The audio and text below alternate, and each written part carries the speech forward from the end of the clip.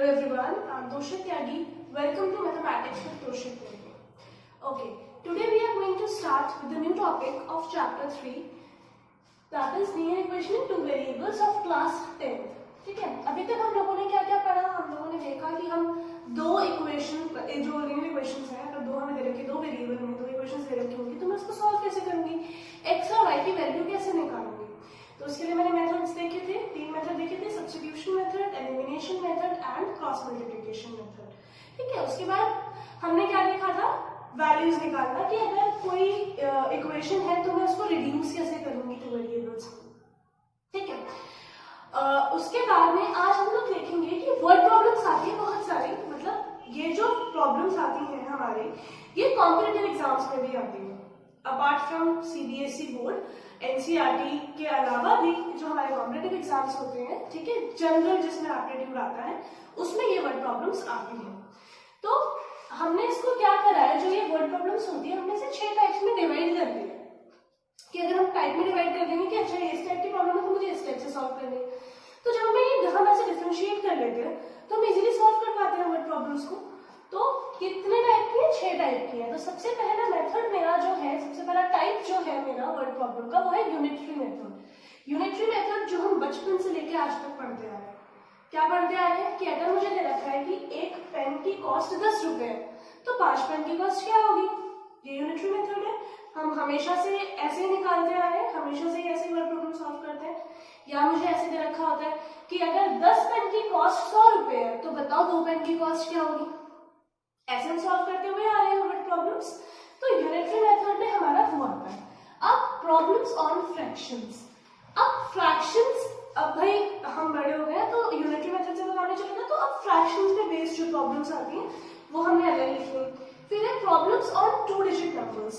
2 digit numbers पे कैसे आती हैं, जैसे आपने क्वेश्चन देखा होगा कि यूनिट प्लेस की वैल्यू ये है और टेंस प्लेस की वैल्यू ये है. अगर मैं उसको रिवर्स कर दूं तो क्या होगा कि मैंने यूनिट प्लेस को टेंस प्लेस पे लिख दिया और टेंस प्लेस को यूनिट प्लेस पे लिख दिया. तब कैसे सॉल्व करेंगे, तो वो वाली प्रॉब्लम्स जो हमारी वो इसमें आएंगी. ठीक है, नेक्स्ट हमें दे रखा है problems on edges of person. जैसे हमें दे रखा होता है ना कि उस टाइप की प्रॉब्लम्स नहीं आती हैं कि जैसे राम की एज मान लो है x, ठीक है, और उसकी मम्मी की एज जो है वो उसकी 3 टाइम्स है, तो बताओ 5 साल बाद उसकी एज क्या होगी. इस टाइप से नहीं आती है. तो वो वाली जो वर्ड प्रॉब्लम्स होगी वो हम कंसीडर करेंगे problems of ages of person में. ठीक है, सेकंड है problems on the motion of the objects. मतलब जैसे कि तुमने वो वाली प्रॉब्लम्स लिखी होंगी, बहुत मतलब जनरली आ जाती हैं ये, अपस्ट्रीम डाउनस्ट्रीम वाली जो प्रॉब्लम्स होती है, वो सारी जो प्रॉब्लम्स है वो हम इसमें देखेंगे. ठीक है, next miscellaneous problems. Miscellaneous problems में मतलब इनके अलावा जो और भी बहुत सारी प्रॉब्लम्स होती हैं, इनके अलावा जो बच गई, ठीक है, वो वाली हम इसमें देखेंगे. जैसे एक्सपेंडिचर वाली प्रॉब्लम्स होती है, सेविंग्स वाली जो प्रॉब्लम्स होती हैं वो वाली इसमें आ जाएंगी. इस टाइप की मिक्सचर वाली कुछ प्रॉब्लम्स होती हैं, वो वाली जो प्रॉब्लम्स होंगी वो हम मिसलेनियस प्रॉब्लम्स में डिस्कस करेंगे. ठीक है, आई होप ये अभी आपको क्लियर हो गया होगा कि हमने किस टाइप से इनको सेग्रीगेट किया है वर्ड प्रॉब्लम्स को. तो आज हम शुरू करते हैं यूनिटरी मेथड से. So our first question is, Yash scored 40 marks in a test, getting 3 marks for right answer and losing 1 mark for each wrong answer. Had 4 marks been awarded for each correct answer and 2 marks been deducted for each wrong answer, then Yash would have scored 50 marks. How many questions were there in a test? Okay. So हमसे ये word problem क्या कहती है कि यश नाम का कोई बच्चा है जिसने 40 मार्क्स स्कोर करे हैं किसी टेस्ट में. अगर उसको 3 मार्क्स मिलते हैं राइट आंसर के लिए और 1 मार्क्स उसका कटता है गलत आंसर के लिए, रॉन्ग आंसर के लिए. ठीक है, तो फिर उन्होंने बोला कि अगर ऐसा होता कि उसको 4 मार्क्स मिल रहे होते करेक्ट आंसर के लिए और उसके 2 मार्क्स डिडक्ट हो रहे होते रॉन्ग आंसर के लिए, तो उसके मार्क्स 50 होते. ठीक है, तो अब आपसे ये पूछा गया है कि बताइए कितने क्वेश्चन थे टेस्ट में टोटल. चलिए क्या सॉल्व करेंगे. सबसे पहले तो हम ये देखेंगे, इन्होंने क्या बोला, यश हैज स्कोर्ड 40 मार्क्स. मतलब अगर मेरे पास में हम करेक्ट आंसर्स को लेट कर लेंगे पहले x और रॉन्ग आंसर्स को हम लेट कर लेंगे y. ठीक है, so let correct answers bx and wrong answers b1. ठीक है, तो फर्स्ट स्टेटमेंट जो मुझे दे रखी है, Yash scored 40 marks in a test getting 20 marks for the right answer and losing 1 mark for each wrong answer. तो इसके अकॉर्डिंग मेरी इक्वेशन क्या बन जाएगी? 3 marks for the right answer मतलब 3x and 1 mark for the wrong answer. मतलब अब wrong answer के तो नंबर डिडक्ट हो रहे हैं ना, कट रहे हैं, तो मतलब माइनस का साइन आएगा, और जो राइट आंसर है उसके नंबर मिल रहे थे इसलिए हमने प्लस में लिखा है. ठीक है, तो डिडक्शन के लिए 1 मार्क है तो 1 इंटू वाई 3 इंटू एक्स हो गया इज इक्वल टू कितने मार्क्स है उसके? 40 मार्क्स है उसके. तो ये इक्वेशन क्या आ गई? 3x minus y is equals to 40. This is our first equation. ठीक है. Now, according to the question, next statement is had 4 marks been awarded for each correct answer and 2 marks been deducted for each wrong answer. तो 4 marks awarded for the correct answer, उसके लिए क्या बन जाएगा? 4 into x और deduct हो रहे कितने? 2 marks, तो -2 into y. ठीक है, तो उसे कितने नंबर मिले? 50 नंबर मिले. तो इज इक्वल टू 50. तो क्या इक्वेशन आ गई? 4x minus 2y is equals to 50. This is our equation number 2. तो हमने ये सीखा है अभी प्रीवियस वीडियोस में कि हम कैसे सॉल्व कर सकते हैं किसी भी दो इक्वेशंस को.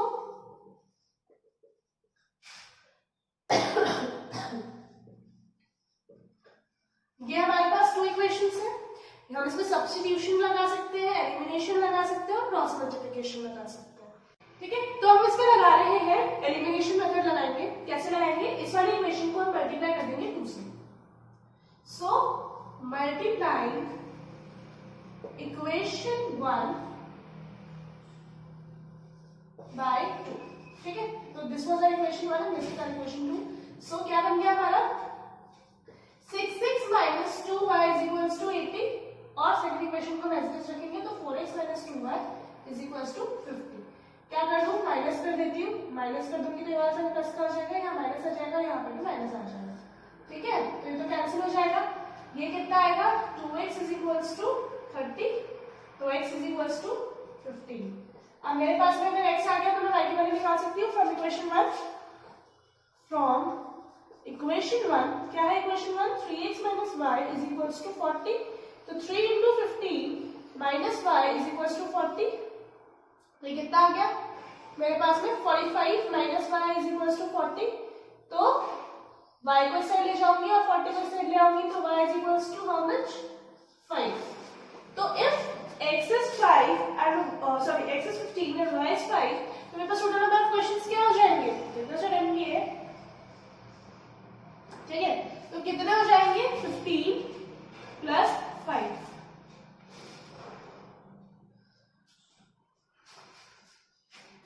is equals to 20 questions.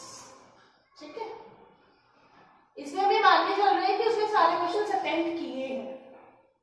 ठीक है, तो कितने क्वेश्चंस हैं टोटल? 15 plus 5 20 questions. ठीक है, आई होप आपको ये समझ में आया होगा. नेक्स्ट क्वेश्चन देखते हैं. So the question is Meena went to bank to withdraw ₹2000.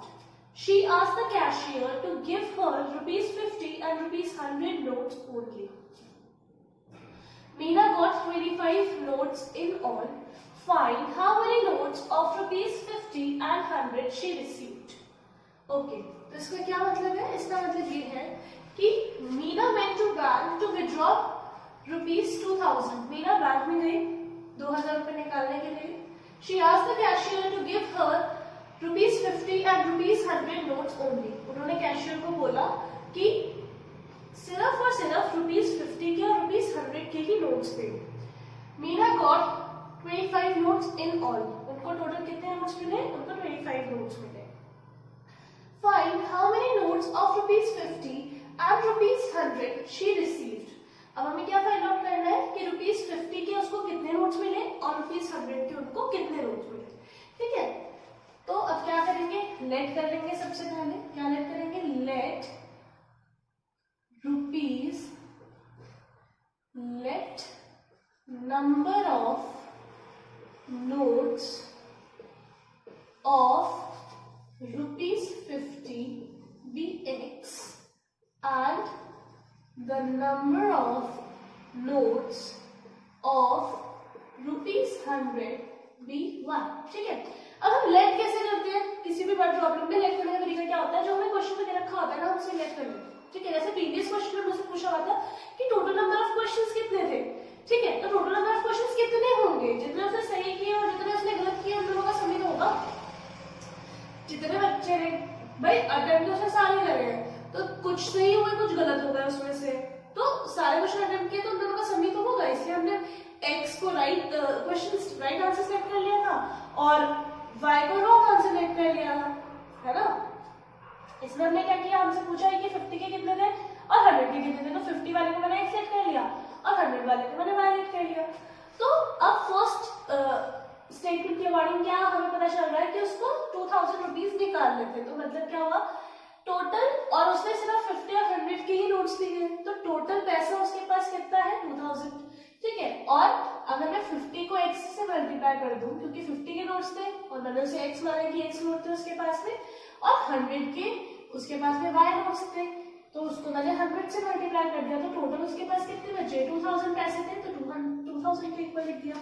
Okay, next statement क्या है, according to the question Meena got 25 notes in all. उसके पास टोटल पैसे, टोटल नोट्स कितने हैं 25 नोट है, तो फिर कितने हो गए x नोट और y नोट दो ही है ना, तो उनका सम टोटल कितना हो गया 25।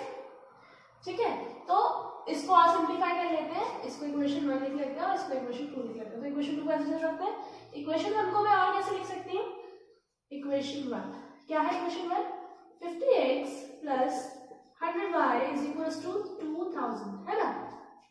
तो मैं 50 से डिवाइड कर सकती हूँ, क्योंकि 50 से मेरा 100 भी डिवाइड हो रहा है और 2000 भी हो रहा है 50 से डिवाइड, तो क्या आ जाएगा यहाँ पे x, इसको क्या लिख सकती हूँ 52 से 100 और इसको क्या लिख सकती हूँ 40।